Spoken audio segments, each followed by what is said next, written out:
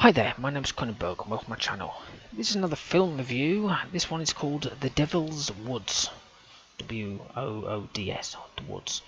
It's a horror and apparently a drama, according to Amazon. No, maybe just horror, I would say.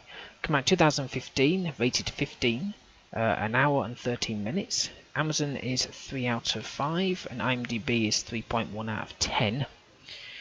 The Amazon synopsis, they're both kind of the same, so I'll just put the Amazon one. A group of friends go on a road trip to a music festival. On the way they decide to camp in the woods, but the idyllic surroundings are darkened by a growing sense of evil. As the friends pitch their tent, their nightmare is just beginning. So the director is Anthony White, who directed Shortcuts to Hell Volume 1. There's not many photos, by the way, because they're quite unknown, not unknown, but it's quite an indie kind of film. The producers, there's 3 of them. We have Stephen Cromwell, Cromwell, and this is all he's produced. Mags, M-A-G-S, and I'm not going to say it, D-Z-I-A-D-U-R-A, who's not produced anything else. Anthony White again, so he's the director and also the producer, who produced Columbine Bonesaw. Music was by Paul Scott, and this is the only music he's ever done. The cast we have is Daniel Mahoney, who was Jay, and he was in Don't Listen. We have Stephen Cromwell again, he's the producer, so he's also acting. He was Keith, and he was in Justice.net. Kaomi, I think it is, C-A-O-I-M-H-E Cassidy, who was Katie, who was in Nola and the Clones. And Roxanne Josephine, who was Danielle, and she was in Dead Book. Apparently, it was filmed in 18 days, spread over 12 months to accommodate the schedule of the actors, which is kind of interesting. The budget, well, I kind of figured this out at the beginning, but there you go. It was €800, so it's pretty budgety. And it was filmed in Dublin City and County Meath, M-E-A-T-H, in Ireland. Now it starts off showing the outskirts of a wood, right, and the woman getting out of the car. There's no credits. This is literally the very beginning. Nice scenery. It's on the trailer, some of the scenery stuff, so you see that in there. It's really nice, wherever it is. This must be County Meath, maybe, I'm guessing. And then something bad happens. It's all pretty bad for her, and this random dude that appears from nowhere. So I won't go into depth what happened, but it's pretty gruesome for them 2 characters. Then the credits kick in, and the woods all in red. You know, everything seemed like red colour. And the music is kind of synthesizer style music. It's quite interesting. It's quite nice. I don't tend to read synopses that much. I didn't even know it was an Irish film, but I could tell when the voices started speaking. But it's a very easy to understand Irish film. So I'm not being against the Irish or anything, but it depends on. It's like Scottish. If you go to like certain parts of Scotland, it's very broad Scottish. It's like in England, you've got Liverpudlians that are very if you get really, people that live in that area all their life or something, when you watch a film of theirs, sometimes it can be a bit kind of what the hell are they saying if you're not from that country, county or whatever it is. But these, I could understand them completely well. It was fine. It was fine. And Dublin's not too bad. It's quite a nice area. Even then, at the very beginning, I thought, well, this looks like a low-budget film. I didn't know how much it was. €800. Well, yeah, that's why. So when I said low budget, I meant very. Basically, a woman woke up, and I think this was Katie, who was Kaomi Cassidy. She was walking around her house. It's kind of black and white, and then she went into the bathroom, cut her hand, went red with colour. She started freaking out in front of the mirror, and then she woke up. But even then, I kind of like felt that there was only one cameraman, and that was about it. It did feel that it was a bit of a budgety film from there. Anyway, they're driving along, and they stopped at a local. It's called the Hatchet. Right, it's a petrol station and pub. It's very local, so basically when the 2 girls go in, everyone stops and turns around and looks at them. It's that kind of place.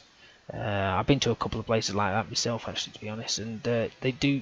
You do walk in, it's like, oh yeah, it's like what, you know, tourism. Hello. Anyway, the guys turned up, and then the girls ordered this drink called Guinness and blackcurrant. Now, I've never had Guinness before. It's not really my, I say cup of tea. It's not really my drink. If I'm going to drink anything from the pub, it'll be bitter or lager in a bottle or tin. But if it's in a glass, it'd be bitter or ale. But I've never had Guinness. But Guinness and blackcurrant, don't know. That sounds a bit, you know. Anyway, so the camping. I can't remember which guy it was, but one of the guys tells this ghost story about Hellfire Club. So most people have maybe heard of the Hellfire Club. It does exist, or it did exist. Look it up on Amazon, on Google. You can read all about it. Anyway, Katie then freaks out. That was the one that was doing all the black and white stuff before, you know, that cut her hand, and she absolutely hates this sort of stuff. So of course they get annoyed. So they wander off, the two girls, moaning and groaning to each other about the boys, and then decide to play a trick. So Danielle, who's Roxanne, says, well, I'll tell you what, let's play a trick. I'll run back to the campsite and pretend that we're being chased, and then you come running after me after a while, or just come back to the campsite and pretend that, you know, nothing's happened. Of course it backfires, and you can probably gather what happens, or maybe you can't, but yeah. So I've seen the first death, in a way. Let's call it this. There's a guy laying. I'm not going to tell you who it is, because obviously there's only two main guys. There are different actors and stuff, but there's two main guys and two main girls. And there's a body there. There's a heart laying next to the body.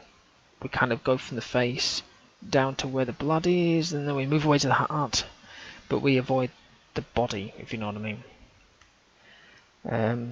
But I suppose that's okay. So they're running, right? We all know what's going to happen here. I've watched every horror film known to man. Well, not every horror, but it feels like I have. And they do the one and only thing that annoys the crap out of me. Yep, they trip over. So she trips over, hurts her leg. Oh, my leg, I can't go on, I can't. It's like, just leave her there and just run away, but you never do. So he helps her to walk, because it runs. And then the boyfriend sort of goes off to confront the attacker. And he ends up in a bit of a sticky situation with the attacker. But then she can run perfectly well. She just legs it. She just kind of limp, but she just runs. And it's kind of weird because there's this house. Don't know what this is doing here, this house, but in the middle of the woods.